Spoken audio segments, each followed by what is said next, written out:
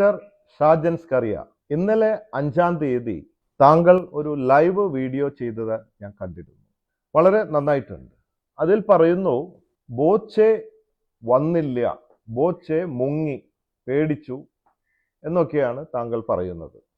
പക്ഷേ താങ്കൾ എങ്ങനെ അങ്ങനെ പറയുക എന്നെനിക്ക് മനസ്സിലാവുന്നില്ല. കാരണം ഞാൻ വ്യക്തമായിട്ട് കഴിഞ്ഞ ആഴ്ച ഒരു വീഡിയോ ചെയ്ത് താങ്കൾക്ക് അയച്ചിരുന്നു, വ്യക്തമായിട്ട്. ആ വീഡിയോ ഇവിടെ കാണിക്കും. ഇനി ഞങ്ങളുടെ പ്രസ്ഥാനത്തിലേക്കും ആൾക്ക് വരാം, പക്ഷെ തീർച്ചയായിട്ടും അയാൾക്ക് വരാൻ ബുദ്ധിമുട്ടുണ്ടെങ്കിൽ വേണ്ട, നമുക്ക് തിരുവനന്തപുരത്തിനും തൃശ്ശൂരിനും ഇടയിൽ എറണാകുളത്ത് ഒരു ഹാൾ എടുത്തുകൊണ്ട് അവിടെയാകാം. അതായത് താങ്കൾ മോഡറേറ്ററെ ആവശ്യപ്പെട്ടിരിക്കുന്നു ഞാനുമായിട്ടുള്ള ചർച്ചയിൽ. അപ്പോൾ ഞാൻ പറഞ്ഞു, ശരി, എൻ്റെ ഭാഗത്തുനിന്നും മോഡറേറ്ററെ ഞാൻ അറേഞ്ച് ചെയ്യാം എന്ന്.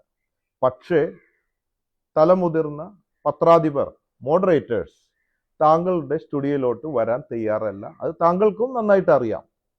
ആയതുകൊണ്ട് എനിക്ക് വരാൻ ബുദ്ധിമുട്ടില്ല താങ്കളുടെ സ്റ്റുഡിയോയിൽ എവിടെ വേണമെങ്കിലും. പക്ഷേ അവർ തയ്യാറല്ല. അതൊരു ഈഗോ ഉണ്ടാവില്ല അങ്ങോട്ടും ഇങ്ങോട്ടൊക്കെ. അപ്പോ അവിടെയും വേണ്ട, ഇവിടെയും വേണ്ട, ആരുടെയും സ്റ്റുഡിയോയിൽ വേണ്ട, നമുക്ക് ഒരു കോമൺ പ്ലേസിൽ ഒരു ഹാൾ എടുത്ത് നമുക്ക് ഇന്റർവ്യൂ ചെയ്യാം, ലൈവ് ചെയ്യാം, ഞാൻ തയ്യാറാണ്, രേഖകളുമായി ഞാൻ കാത്തിരിക്കും എന്നുള്ളത് ഒരു വീഡിയോ ഞാൻ ഇവിടെ ചെയ്തിട്ടുണ്ട്.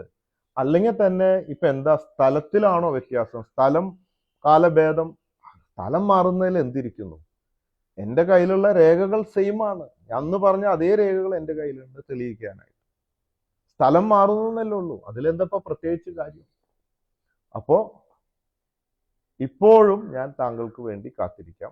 നാളെ 7-ാം തീയതി കണ്ണൂർ ആലക്കോട് എൻ്റെ ജ്വല്ലറി ഉദ്ഘാടനമാണ്.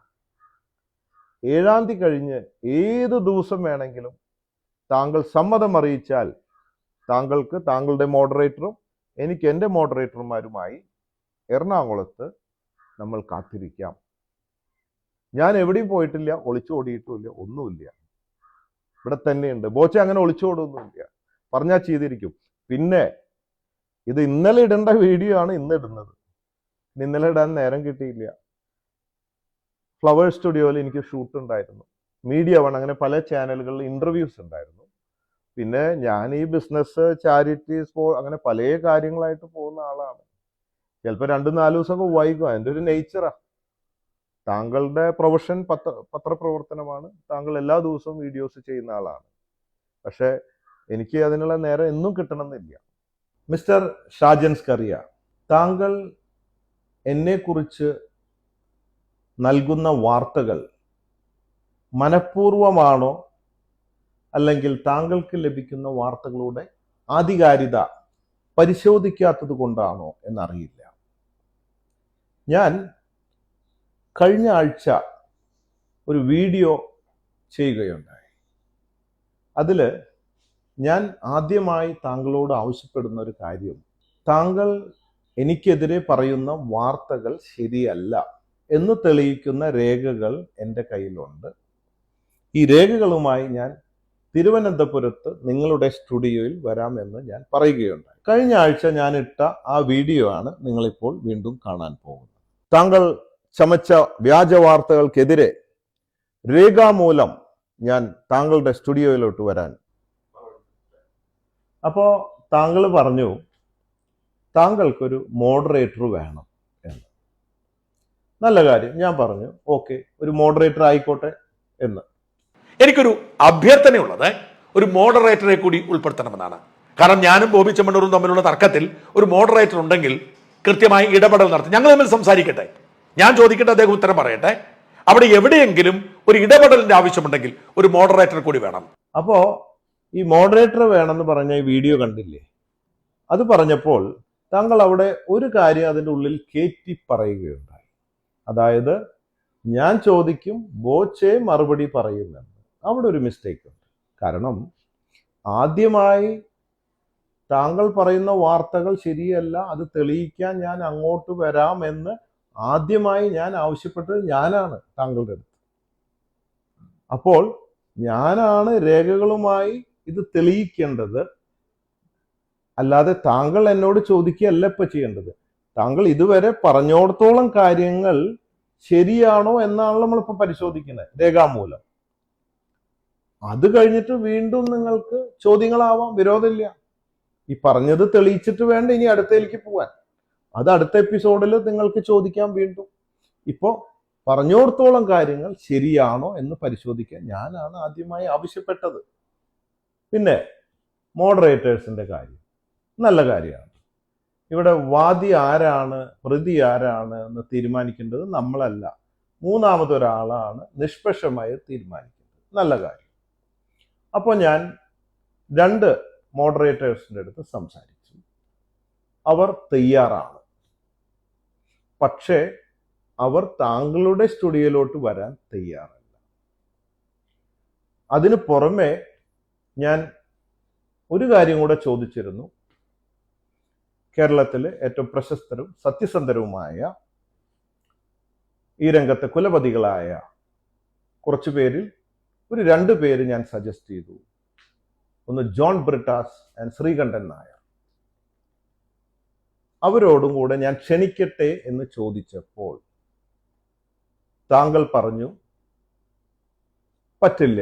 ബോബി ചെമ്മണ്ണൂർ മോഡറേറ്ററായി നിർദ്ദേശിച്ചിരിക്കുന്നത് ജോൺ ബ്രിട്ടാസിനെയും ശ്രീകണ്ഠൻ നായരെയുമാണ്. ശ്രീകണ്ഠൻ നായരും മറുനാടനും തമ്മിൽ എത്രയോ കാലമായ പ്രശ്നമുണ്ടെന്ന് മറുനാടൻ പ്രേക്ഷകർക്കൊക്കെ അറിയാം. ശ്രീകണ്ഠൻ നായർ മറുനാടനെതിരെ കേസ് കൊടുത്തിട്ടുണ്ട്, മറുനാടൻ ശ്രീകണ്ഠൻ നായർക്കെതിരെ കേസ് കൊടുത്തിട്ടുണ്ട്. അതായത് പ്രത്യക്ഷത്തിൽ തന്നെ മറുനാടൻ പൂട്ടാൻ വേണ്ടി പരിശ്രമിക്കുകയും അതിനുവേണ്ടി പണിയെടുക്കുകയും ചെയ്യുന്ന ഒരാളാണ് ശ്രീകണ്ഠൻ നായർ. ശ്രീകണ്ഠൻ നായർ മോഡറേറ്ററായിട്ട് വരുന്ന അവസ്ഥ ഒന്ന് ആലോചിച്ച് നോക്കുക. കാരണം ശ്രീകണ്ഠൻ നായരുടെ ഏറ്റവും വലിയ ശത്രു മറുനാടനാണ്. പിന്നെ എങ്ങനെ നീതി കിട്ടും? അതൊരു ട്രാപ്പാണ്. ആ ട്രാപ്പിന് എന്നെ കിട്ടില്ല. അപ്പൊ എന്ത് തന്നെയായാലും മുതിർന്ന പത്രപ്രവർത്തകർ താങ്കളുടെ സ്റ്റുഡിയോയിലോട്ട് വരില്ല എന്ന് താങ്കൾക്ക് നന്നായിട്ട് അറിയാം. അപ്പോൾ ഞങ്ങൾ ഒരു സജഷൻ എടുത്തു. താങ്കളുടെ സ്റ്റുഡിയോയിലോട്ടും വരുന്നില്ല, താങ്കൾ ഇങ്ങോട്ടും വരുന്നില്ല. നമ്മൾ അതിൻ്റെ മധ്യത്തിൽ ആർക്കും പ്രശ്നം വേണ്ട ഒരു ഹോൾ എടുത്തുകൊണ്ട് എറണാകുളത്ത് നമുക്ക് ലൈവ് പ്രോഗ്രാം ചെയ്യാം എന്ന് ഒരു സജഷൻ വെക്കുകയുണ്ടായി. അപ്പോൾ താങ്കൾ പറയുന്നു ഞാൻ വരില്ല, എനിക്കത് പറ്റില്ല, താങ്കൾ ഈ ഇന്റർവ്യൂവിന് തയ്യാറല്ല എന്നാണ് പറയുന്നത്. കാരണം ഇതൊരു ട്രാപ്പ് ആവും, മിസ്റ്റർ ശ്രീകണ്ഠൻ നായർ നിങ്ങളുടെ ശത്രുവാണെന്നും മറ്റും പറയുന്നു. എങ്ങനെയാണ് ഇതുണ്ടാവുക? ഇതൊരു ഓപ്പൺ ഹാളിൽ ഇത്രയും പേര് ഇരിക്കുമ്പോൾ നിഷ്പക്ഷമായിട്ട് സംസാരിക്കുമ്പോൾ ഇവിടെ രേഖകളായിട്ടാണ് ഞാൻ വരുന്നത്. ഇവിടെ വെറും ചർച്ചയല്ല. ചർച്ചകൾ ഒരുപാട് ചോദ്യങ്ങൾ, ഒരുപാട് കാര്യങ്ങൾ താങ്കൾ പറഞ്ഞതിനെ ആസ്പദമാക്കി ഇത് തെളിയിക്കാനുള്ള രേഖകളുമായി അല്ലേ ഞാൻ വരുന്നത്. അപ്പൊ രേഖകളാണ് എടുത്ത് കാണിക്കുക, അധികം സംസാരിക്കാനുണ്ടാവില്ല. എന്നിട്ട് അതിനെ ബേസ് ചെയ്തിട്ട് ചർച്ച ചെയ്യാം. അപ്പൊ താങ്കൾക്കും ഇവർക്കും എല്ലാവർക്കും നോക്കാമല്ലോ, ഈ 1000 ഏക്കർ എൻ്റെ ആണോ, അല്ലെങ്കിൽ താങ്കൾ പറഞ്ഞ ഓക്സിജൻ സിറ്റി തട്ടിപ്പ് 62 ഏക്കർ മണ്ണുത്തി ഹൈവേയിൽ ഞാൻ ആരെങ്കിലും ഫ്ലാറ്റ് വെച്ചു കൊടുക്കാന്ന് പറഞ്ഞിട്ടുണ്ടോ, വീട് വെച്ചു കൊടുക്കാന്ന് പറഞ്ഞ് പൈസ വാങ്ങിയിട്ടുണ്ടോ? ഇല്ല, എന്റെ ഭൂമിയാണ്. അത് ചിലപ്പോൾ ഞാൻ പണിയും. ഇപ്പോൾ ഒരു 50,000 സ്ക്വയർ ഫീറ്റ് പണിതു. താങ്കൾ അവിടെ പറഞ്ഞു ഒരു തരി പോലും മണ്ണ് അവിടെ നിന്ന് എടുക്കാൻ ഒന്നും പണിയാൻ പറ്റില്ല എന്ന് താങ്കൾ ഒരുപാട് പ്രാവശ്യം പറഞ്ഞു. എങ്കിലും എനിക്കിപ്പോ നാളെ 500-600 കോടി കിട്ടാൻ ഞാൻ അത് വിൽക്കും, അല്ലെങ്കിൽ ചിലപ്പോൾ പണിയും. അതിലെന്താ കുഴപ്പം? അപ്പൊ അത് തട്ടിപ്പാണ്. അങ്ങനെ കുറെ കാര്യങ്ങൾ താൻ പറയുന്നത്. അതിന്റെ രേഖകൾ കാണിക്കാനാണ് ഞാൻ വരുന്നത്. അപ്പൊ രേഖകൾ വന്ന ആർക്കെങ്കിലും നിഷ്പക്ഷമാവാൻ പറ്റുമോ? താങ്കൾ എന്ത് ട്രാപ്പാണ്? ഒന്നും സാധ്യമല്ല. ശരി, ഇനി ശ്രീകണ്ഠൻ നായർ താങ്കളുടെ ശത്രുവാണെങ്കിൽ അദ്ദേഹം വേണ്ട, നമുക്ക് വേറെ ആരെങ്കിലും മോഡറേറ്റർ ആയിട്ട് വെക്കാലോ. താങ്കൾ ഇന്റർവ്യൂവിന് തയ്യാറാണോ? പിന്നെ താങ്കൾ പറയുന്നു ഞാൻ ഇന്ന് 5-ാം തീയതി കോയമ്പത്തൂര് ബോച്ചെ ഫുഡ് എക്സ്പ്രസ് ഉദ്ഘാടനത്തിന് പോയിരിക്കുകയാണ്. ബോബി ചെമ്മണ്ണൂർ ഇന്ന് കോയമ്പത്തൂരിൽ ബോച്ചെ ഫുഡ് എക്സ്പ്രസ് എന്ന് പറയുന്ന അദ്ദേഹത്തിന്റെ പുതിയ ഒരു സംരംഭം, തട്ടിപ്പെന്ന് എനിക്ക് പറയാൻ പറ്റത്തില്ല, കാരണം ഞാൻ അതിന്റെ വിശദാംശങ്ങൾ പഠിച്ചിട്ടില്ല, അതിന്റെ ഉദ്ഘാടനത്തിന് കോയമ്പത്തൂര് പോകുന്നത്. അത് തെറ്റാണ്. താങ്കൾ ഈ പറയുന്നതും തെറ്റാണ്. എനിക്ക് തോന്നുന്നത് ഇതൊക്കെ മനഃപൂർവ്വമായിരിക്കില്ലേ താങ്കൾ പറയുന്നത്. കാരണം ഇതൊക്കെ എല്ലാവർക്കും പ്രൂഫുള്ള കാര്യമല്ലേ. തെറ്റായ വാർത്തകളാണ് താങ്കൾക്ക് ലഭിക്കുന്നത്. താങ്കൾ ആ ഭാഗം ഒന്ന് ശ്രദ്ധിക്കണം എന്നാണ് എനിക്ക് പറയാനുള്ളത്. ഞാൻ കഴിഞ്ഞ 2 ദിവസമായിട്ട് വയനാട്ടിൽ പ്രവർത്തനങ്ങളിലായിരുന്നു. അവിടെ 100 പേർക്ക് വീട് വയ്ക്കാനുള്ള സ്ഥലം കൊടുക്കാനും ക്യാമ്പുകളിൽ പോയി ഭക്ഷണം, അവർക്ക് വസ്ത്രം, മറ്റു സംഭവങ്ങളൊക്കെ ആയിട്ട് പ്രവർത്തനത്തിലായിരുന്നു. ഇന്നലെ ഞാൻ എറണാകുളത്തുണ്ട്, എനിക്ക് ചില മീറ്റിംഗ്സ് ഉണ്ട്. പിന്നെ മീഡിയ 1 ഷൂട്ടുണ്ടായിരുന്നു. ഇന്ന് ഞാൻ ഫ്ലവേഴ്സ്, ഇന്ന് 5-ാം തീയതി ഫ്ലവേഴ്സ് TV-യിൽ എനിക്ക് ഷൂട്ടുണ്ട്.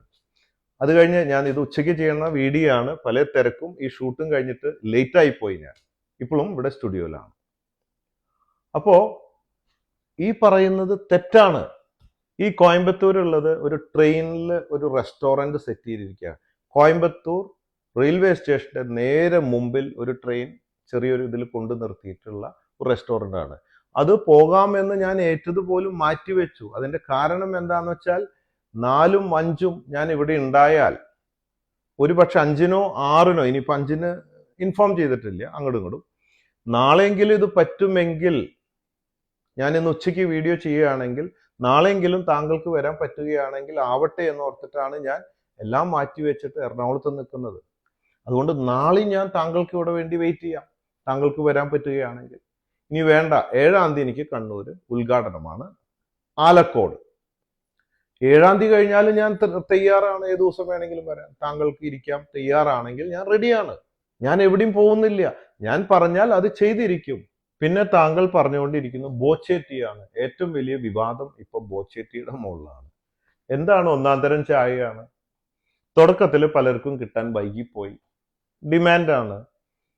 ഇപ്പോ 600-700 സെന്ററുകളിൽ ലഭ്യമാണ്. ഒരുപാട് പേര് വാങ്ങിക്കൊണ്ടുപോകുന്നുണ്ട്. ചിലർ മാസത്തിൽ ഒരു പ്രാവശ്യം വന്ന് വാങ്ങുള്ളൂ, ചിലർ വാങ്ങാറില്ല. അവർക്ക് എപ്പോൾ വേണമെങ്കിലും വാങ്ങിക്കൊണ്ടുപോകാം. കൂപ്പൺ ഫ്രീ ആണ്. എൻ്റെ കയ്യിൽ എല്ലാ രേഖകളും ഇരിക്കുന്നത്. എത്ര ലക്ഷം പേര് ചായപ്പൊടി വാങ്ങി എന്ന് താങ്കൾ നോക്കി വായിച്ചാൽ മതി. പരാതികളില്ല. ഞാൻ പറയുന്നില്ല, രേഖകൾ സംസാരിക്കട്ടെ. ചായപ്പൊടി കൊടുക്കുന്നുണ്ടോ എന്ന്, സമ്മാനം കൊടുക്കുന്നുണ്ടോ, ഇത്ര കോടി രൂപ ഞാൻ കൊടുത്തിട്ടുണ്ടോ ഇല്ലയോ, എത്ര ലക്ഷം പേർക്ക് സമ്മാനം കിട്ടി 3 മാസത്തില്, രേഖകൾ വെച്ച് നോക്കൂ. ബാങ്കിന്റെ സ്റ്റേറ്റ്മെന്റ് അല്ലേ സംസാരിക്കുന്നത്. സാധാരണയായിട്ട് ഇന്ത്യയില് ഫ്രാഞ്ചൈസിയിലൊക്കെ ഫ്രാഞ്ചൈസി കൊടുത്തു കഴിഞ്ഞാൽ പിന്നെ അവർ തിരിഞ്ഞു നോക്കില്ല, ലാഭനഷ്ടമാണെന്നൊന്നും നോക്കില്ല. പക്ഷേ ഇവിടെ ഞാൻ പറയുന്നു, നമ്മുടെ ഫ്രാഞ്ചൈസി എടുത്തിട്ട് നിങ്ങൾക്ക് വേണ്ടെങ്കിൽ 1 രൂപ നഷ്ടമില്ലാതെ മുടക്കി മുതൽ തിരിച്ചു തരാന്നാ പറയുന്നത്. അങ്ങനെ ആരും പറയില്ല. അപ്പൊ ആർക്കും പ്രശ്നമില്ല. പിന്നെ 5-10 ലക്ഷമൊക്കെ അഡ്വാൻസ് വാങ്ങിയിട്ടാണ് ഇത് കൊടുക്കുക. ഞാനിപ്പോ ഫ്രീ ആയിട്ടാണ് കൊടുക്കുന്നത്. കുറച്ച് മാസം കഴിഞ്ഞാൽ ഞാനും 5-10 ലക്ഷം ഫ്രാഞ്ചൈസി ഫീസായിട്ട് വാങ്ങും. അപ്പോ അങ്ങനെയൊക്കെ ഇത്രയും കാര്യമായിട്ട് സപ്പോർട്ട് ചെയ്തിട്ടും, പിന്നെ ഏതാ ഒരു സ്ത്രീ, അത് ചാരിറ്റിയുടെ ഭാഗമായിട്ടാണ് നമ്മൾ സ്റ്റോക്ക് കൊടുത്തത്, ഫ്രീ സ്റ്റോക്ക് കൊടുത്തു. അവരെന്ത് ചെയ്തു? സ്റ്റോക്ക് മുഴുവൻ വിറ്റിട്ട് ആ കാശ് പുട്ടടിച്ചു. വീണ്ടും സ്റ്റോക്കിന് വന്നിരിക്കുക. ഞാൻ പറഞ്ഞു വേണ്ട, ഇനി സ്റ്റോക്ക് തരില്ല. സ്റ്റോക്ക് വാങ്ങി വിറ്റ ലാഭം കൊണ്ടാണ് നിങ്ങൾ കാര്യങ്ങൾ നടത്തേണ്ടത്, അല്ലെങ്കിൽ അത് വേണ്ട എന്ന് പറഞ്ഞിരിക്കുകയാണ്. കാരണം അവർക്ക് ഒന്നും നഷ്ടപ്പെടാല്ലേ, ഒന്നും ഇറക്കിയിട്ടുമില്ല. അപ്പൊ ഇതുപോലെയൊക്കെയുള്ള ചെറിയ പ്രശ്നങ്ങൾ ഉണ്ടാവും. അപ്പോഴേക്കും അത് താങ്കൾ ഇതിന്റെ യാഥാർത്ഥ്യം മനസ്സിലാക്കൂ. ഞാൻ ഈ 400 പേരുടെ മീറ്റിംഗ് വിളിക്കുന്നുണ്ട്. മിസ്റ്റർ ഷാജൻ വരൂ, അല്ലെങ്കിൽ ആരെങ്കിലും വിടൂ, എന്നിട്ട് അവിടെ എത്ര പേർക്കാണ് പ്രശ്നം എന്ന് നോക്കൂ. മീറ്റിംഗ് വിളിക്കുന്നുണ്ട്. അങ്ങനെ ഞാൻ പറയുന്ന യാഥാർത്ഥ്യം അറിഞ്ഞ് ശരിയായ വാർത്തകൾ നിങ്ങൾ കൊടുത്തോളൂ. പക്ഷെ ഒറ്റയടിക്ക് ഒരു കാര്യം പറയുമ്പോൾ, അല്ലെ ബോച്ചെ ടീ റെഡിയല്ല, 1-ാം തരം ചായയാണ്. ബോച്ചെ ടീ ആണ് ഇപ്പൊ ഏറ്റവും വലിയ വിവാദം വന്നിരിക്കുന്ന ഈ സമയത്ത്. അതിൽ ടിക്കറ്റ് കൊടുക്കുന്നുണ്ട്, ഫ്രീ ആയിട്ട് കൊടുക്കുന്നുണ്ട്. ഒരുപാട് പേർക്ക് ബോച്ചെ ടീ കിട്ടിയില്ല എന്ന് പറയുന്നു. സ്റ്റാർട്ടിങ്ങിൽ കിട്ടാൻ വൈകി എന്നുള്ളത് സത്യമാണ്. അത് ഏത് സാധനവും ഡിമാൻഡ് ഉണ്ടെങ്കിൽ വൈകും. പിന്നെ താങ്കള് ഫിജി കാട്ടും ഇന്നാള് പൊട്ടിയ ഹൈറിച്ച് കമ്പനിയുമായിട്ടാണ് നിങ്ങൾ കമ്പയർ ചെയ്യുന്നത്. ഹൈറിച്ച് കമ്പനി താങ്കൾ പറയുന്നു, ന്യൂസുകളിലൊക്കെ കണ്ടു, ഈ ചില കമ്പനികളൊക്കെ ഈയിടെയായിട്ട് 2-4 വർഷം കൊണ്ട് പൊട്ടി മുളച്ച് ആയിരക്കണക്കിന് കോടി രൂപ കേസും കൂട്ടങ്ങളൊക്കെ ആയിട്ട് നടക്കുന്നുണ്ട്. അപ്പൊ ഈ ഹൈറിച്ച് എന്താണ്, എങ്ങനെയാണ് താങ്കൾ അത് കമ്പയർ ചെയ്യുക? നിങ്ങൾ വരൂ, ഹൈറിച്ച് എന്താണ്, ഇത് ഫിജി കാട്ട് എന്താണെന്ന് നമ്മൾ രേഖാമൂലം കാണിച്ചു തരാം. ഹൈറിച്ച് പൈസ കളക്ട് ചെയ്തുകൊണ്ടിരുന്നു ജനങ്ങളിൽ നിന്ന്. കാശ് കളക്ട് ചെയ്തിട്ട്, ഇപ്പൊ ഉദാഹരണം 1 ലക്ഷം വാങ്ങിയാൽ അത് 1 വർഷമാകുമ്പോ 10 ഇരട്ടിയായിട്ട് തിരിച്ചു കൊടുക്കാൻ പറ്റുമോ? പിന്നാളെ ഏതോ വേറെ കമ്പനി, ഒരിക്കലും സാധ്യമല്ല. ഒരു 12, 14, 15% ഇൻട്രസ്റ്റ് അല്ലെങ്കിൽ ലാഭം ഇങ്ങനത്തെയൊക്കെയാണ് റിട്ടേൺ കൊടുക്കാൻ പറ്റുള്ളൂ, മാന്യമായ ഒരു കച്ചവടം ചെയ്തിട്ട്. അപ്പോ ഇരട്ടിപ്പിച്ച് കൊടുക്കുക പൈസ. അത് സാധ്യമല്ല.